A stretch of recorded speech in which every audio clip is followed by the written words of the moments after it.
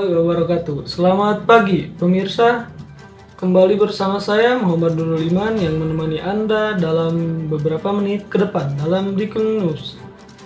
Pemirsa, pertemuan kedua mata kuliah Teknik Reportase dan Investigasi Berita telah dilaksanakan pada Senin, 4 September 2023. Pertemuan ini tentunya dihadiri oleh dosen pengampu yaitu Dr. Adi Kusuma SIKOM MSI. Pada pertemuan ini mulai membahas pokok materi, yaitu mengenai definisi berita, macam-macam berita, cara reportase, dan lainnya yang akan kita bahas sampai akhir. Pemirsa, definisi berita adalah suatu laporan cerita dari sebuah kejadian penting yang bisa menarik perhatian umum. Ada 4 macam berita, yaitu straight news, soft news, in-depth news, dan feature news. Straight news sama dengan hard news, di mana pembawaannya berita bersifat formal, yang di dalamnya terdiri dari berbagai macam berita. Jika di studio biasanya dibawakan oleh seorang news anchor, dan untuk live report dibawakan oleh seorang reporter, di mana durasinya minimal 30 menit dan maksimal 60 menit. Berita yang dibawakan harus seimbang dan bisa dipertanggungjawabkan data dan faktanya. Sedangkan soft news merupakan berita yang sifatnya informal atau dibawakan secara santai, namun isi beritanya pun harus tetap aktual dan faktual. Selanjutnya adalah in-depth news.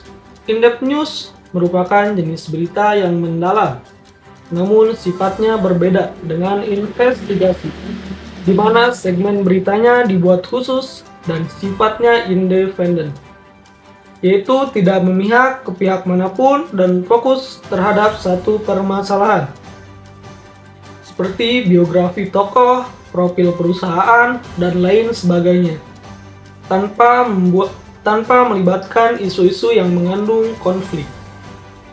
Terakhir, macam berita adalah feature news. Feature news berisi berita yang sifatnya ringan dan menghibur, seperti cerita perjalanan, kehidupan sehari-hari, kuliner, wisata, dan lain sebagainya. Pembahasan selanjutnya mengenai nilai-nilai berita. Nilai yang pertama adalah magnitude. Maksudnya adalah isi beritanya harus mempunyai kekuatan yang besar. Yang kedua adalah proximity. Maksudnya berita tersebut harus memunculkan kepekaan sosial khalayak yang membaca berita tersebut. Ketiga adalah aktual. Berita yang disampaikan harus yang terbaru. Keempat adalah impact. Berita yang disampaikan harus mempunyai dampak untuk banyak orang. Kelima adalah unusualness. Isi beritanya menarik atau tidak biasa. Keenam adalah human interest. Adalah beritanya memiliki nilai yang menyorot isi kemanusiaan. Ketujuh adalah konflik. Tentu berita yang berisi konflik atau permasalahan pasti memiliki nilai berita yang tinggi.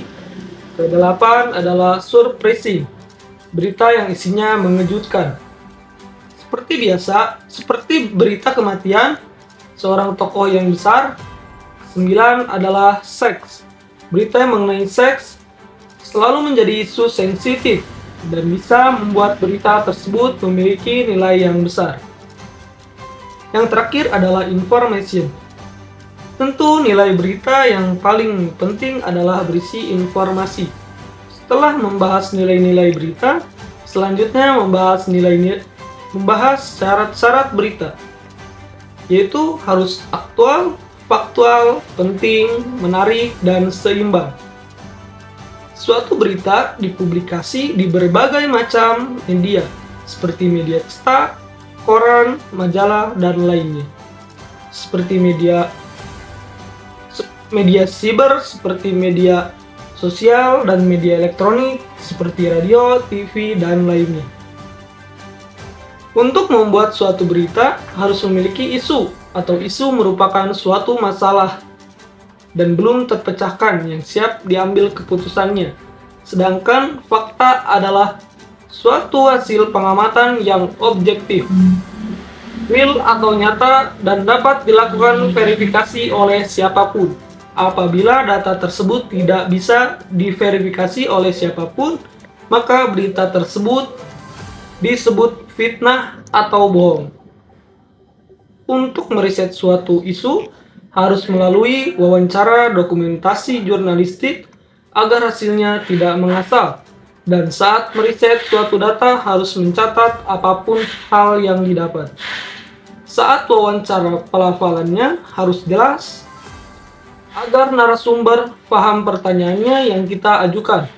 Volume, tempo, dan jeda serta intonasi harus menyesuaikan situasi. Untuk struktur berita yaitu seperti piramida terbalik, yaitu yang paling teratas adalah judul, kemudian lead, tubuh berita, dan ekor berita.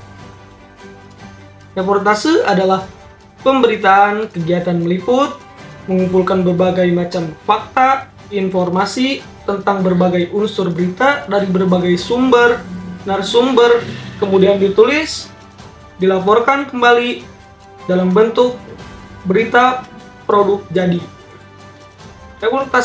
Proses reportase itu dimulai dari praproduksi, yaitu tahap perencanaan, dimulai menentukan isu, menyusun, berwawancara, dan meriset data. Tahap kedua adalah produksi. Pada tahap ini dilakukan wawancara terhadap narasumber yang sesuai dengan isu awal. Dan yang terakhir adalah pasca produksi. Pada tahap ini semua data yang telah didapat kemudian dihimpun dan diedit serta dipublikasikan.